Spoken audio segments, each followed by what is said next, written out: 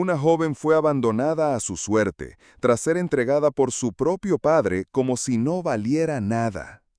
Mientras el pueblo miraba hacia otro lado, el silencio cubría años de abuso e indiferencia. Pero Luke Barlow no se quedó de brazos cruzados y desafió a todos con una verdad imposible de callar. Y solo escuchen cómo esta lucha por justicia terminó en un renacer que nadie vio venir. El viento barría la tierra seca con un silbido helado, levantando polvo entre los clavos oxidados y las láminas sueltas del viejo depósito del ferrocarril de Red Hollow. Nadie pasaba por allí a esas horas. Solo los cuervos revoloteaban entre los tejados caídos y los cactus altos que se aferraban al olvido. Era un rincón que el pueblo prefería no ver, un sitio donde iban a apagarse cosas. Luces, voces, esperanzas. Luke Barlow tiró suavemente de las riendas. Su caballo bufó al detenerse. Desde lo alto de la silla, el vaquero distinguió una silueta encogida contra la base de la estructura entre sacos rotos y tablones partidos. Al principio pensó que era una manta vieja, arrastrada por el viento, pero luego notó que temblaba. Con movimientos lentos bajó del caballo. La figura era una muchacha, envuelta en un trapo húmedo que alguna vez fue una manta, las botas deshechas, la piel pálida como ceniza y los labios azulados por el frío. Estaba acurrucada, los brazos rodeando las piernas, la cabeza gacha. No lloraba, no pedía nada, no parecía esperar a nadie. Luke se agachó sin decir palabra. Se quitó su abrigo de lana, pesado, cálido, el único que tenía para el invierno, y lo extendió con cuidado sobre los hombros frágiles de la joven. Ella se estremeció al sentir el contacto, como si el calor mismo le doliera. Durante unos segundos no reaccionó, luego alzó el rostro. Tenía los ojos huecos, perdidos, y sin embargo, cuando sus miradas se cruzaron, algo parpadeó allí, como una chispa débil que aún no se había apagado del todo. «¿Cómo te llamas?», preguntó Luke, en voz baja, sin moverse. La joven tragó saliva, movió apenas los labios. «Ellie». Luke asintió sin presionarla. Su voz volvió, ahora más firme. «¿Quién te hizo esto?». Ella bajó la vista. Su cuerpo volvió a encogerse bajo el abrigo. Tardó en responder. Y cuando lo hizo, solo fue con una palabra simple, pero cargada de peso y de heridas viejas que no se veían. «Mi padre». El silencio que siguió fue más fuerte que cualquier grito. Luke se quedó inmóvil, con el pecho apretado. Quería decir algo, pero no había palabras suficientes, no para esa respuesta. Solo miró hacia el pueblo, más allá del polvo y los rieles oxidados, y comprendió que aquel día lo que había hallado junto al viejo depósito no era solo a una muchacha perdida. Era una verdad que nadie más quiso mirar. Y ahora no podía apartar la vista. La cabaña de Luke estaba al borde del arroyo seco, rodeada de álamos torcidos que crujían con el viento. No era grande, pero tenía lo necesario: paredes sólidas, una estufa de hierro fundido, una cama extra que había pertenecido a su hija antes de que el destino la arrebatara. Ahora esa cama la ocupaba Ellie. Los primeros días apenas hablaba, dormía a ratos sin descanso real. Murmuraba cosas entre dientes en mitad de la noche, palabras entrecortadas que se mezclaban con sus pesadillas.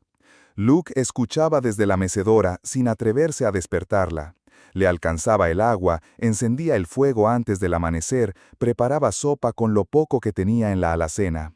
Y cuando ella se sentaba en silencio a su mesa, él no hacía preguntas, solo le dejaba el espacio.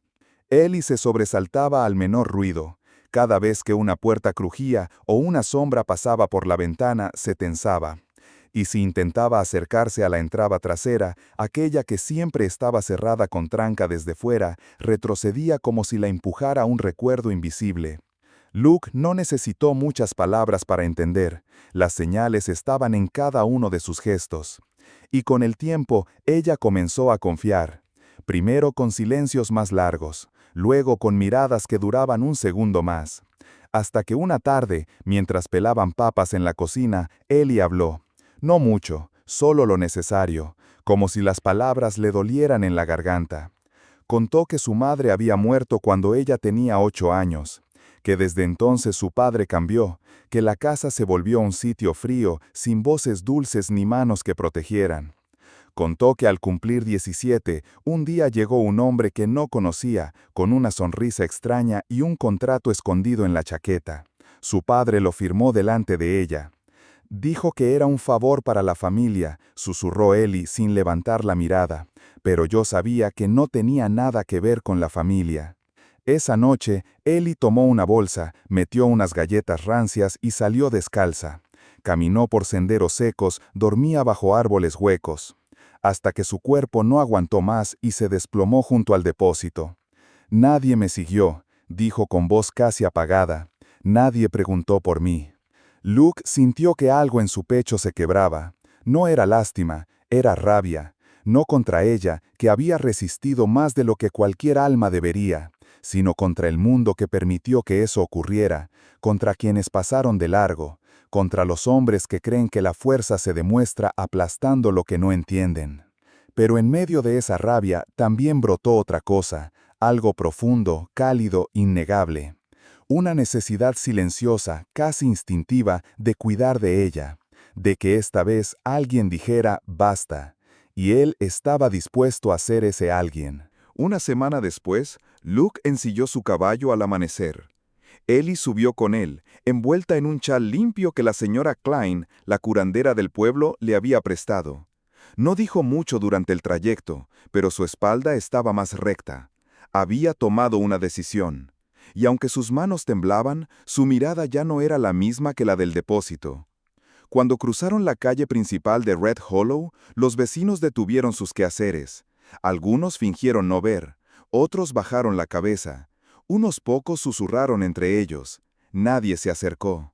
Luke y Ellie entraron al juzgado, un edificio de madera clara con una bandera polvorienta que colgaba sin fuerza. Dentro, el murmullo cesó al instante. El juez Blake alzó las cejas al verlos, y el sheriff Reed, hombre de voz áspera y lazo familiar con el padre de Ellie, se removió incómodo en su asiento. «Venimos a presentar cargos», dijo Luke con voz firme, «y no nos iremos sin respuesta». Nombró al padre de Ellie, que seguía sentado cada noche en la taberna, como si nada. Nombró al hombre que había querido llevársela como si fuera parte de una transacción más. Mencionó las miradas que todos fingieron no haber visto, los silencios que protegieron lo indefendible. La sala pareció encogerse. Algunos comenzaron a mover la cabeza, otros cuchicheaban con nerviosismo. El juez abrió la boca, pero Luke ya estaba preparado. Sacó un papel doblado con cuidado.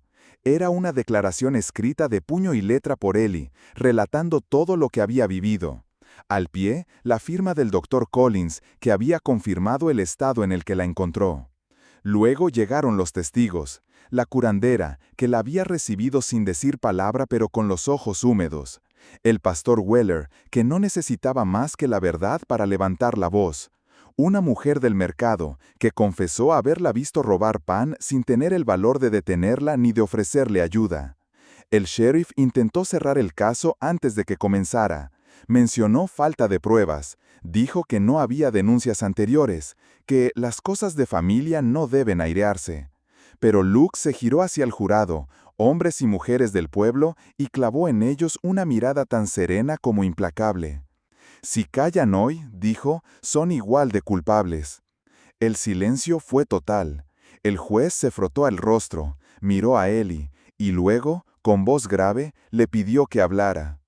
Ella se levantó, caminó hasta el frente. La sala pareció contener la respiración. «Mi voz no cambió nada cuando pedí ayuda la primera vez», empezó Ellie, temblando. «Pero aún así la estoy usando otra vez, porque esta vez no estoy sola». Relató los hechos sin adornos. Cada frase era como una piedra que caía con fuerza. No gritó, no se quebró, solo dijo la verdad. Y esa verdad fue suficiente para hacer que algunos de los presentes bajaran la vista. Horas después, el veredicto llegó. El padre fue detenido por omisión y abuso. El otro hombre expulsado del condado sin derecho a volver. La declaración fue archivada y sellada. Y Eli quedó libre, no solo de papeles o amenazas, sino de todo aquello que la había encadenado desde niña. Al salir del juzgado no hubo aplausos, ni vítores, solo un silencio distinto al de antes, un silencio que por primera vez no dolía. La primavera llegó sin prisa, como si respetara el tiempo que necesitaban los que habían sufrido demasiado. La nieve comenzó a retirarse del valle, dejando ver la hierba nueva que asomaba tímidamente bajo el sol. Las montañas seguían cubiertas de blanco en la cima, pero en el rancho de Luke algo más había empezado a florecer. Eli caminaba diferente ahora, ya no miraba al suelo, levantaba el rostro al viento, sostenía las riendas con firmeza, aprendía a cuidar las reses con manos seguras. Cada día ganaba algo, una palabra nueva, una sonrisa más duradera, una carcajada que sorprendía hasta al viejo Luke. En las tardes, después del trabajo, leía en voz baja junto al fuego. A veces se trababa con las letras, pero no se rendía. Luke la escuchaba desde su silla, sin interrumpirla. Solo asentía con orgullo cuando ella levantaba la vista y sonreía, como diciendo, «Esta ya la domino». El pueblo también cambió, en silencio. La mujer del mercado le guardaba una manzana en la bolsa, el pastor le ofrecía libros, incluso el sheriff, ya reemplazado, le dedicó una disculpa torpe pero sincera. Donde antes hubo susurros, ahora había respeto, no por pena, sino porque Eli había demostrado una fuerza que pocos entendían, pero todos sentían. Una tarde, el fuego crepitaba en la estufa mientras Eli cosía una manta con retazos de telas viejas. Luke preparaba café. El aire olía a madera, a pan horneado y a paz. «Luke», dijo Eli sin levantar la vista de la costura, «¿por qué hiciste todo eso por mí?» Él se quedó quieto por un momento, con la taza en la mano. La pregunta no lo sorprendió, pero tardó en responder. «Porque cuando te vi temblando junto al depósito», dijo al fin, con voz baja y firme, «me di cuenta de algo. Yo también estaba roto, Eli, solo que no lo sabía. Y tú eras la pieza que me faltaba». Ella dejó la manta en el regazo. Sus ojos se llenaron de lágrimas, pero no lloró por dolor, lloró por algo distinto, algo limpio, como si por fin entendiera que no solo había sido salvada, sino que también había salvado a alguien. Esa noche, la cabaña no tuvo más luz que la del fuego, ni más sonido que el crujido del techo y el murmullo tranquilo de dos corazones en reposo. Pero fue suficiente, más que suficiente. Porque en ese rincón apartado del mundo, donde una vez solo hubo frío y abandono, ahora había abrigo, y no solo en forma de manta o de techo, sino en forma de vínculo. El mismo abrigo que un día envolvió a una niña temblando junto a un depósito viejo, ahora cubría a una familia nueva. Una familia nacida no de la sangre, sino de la elección, del amor sin condiciones, del renacer.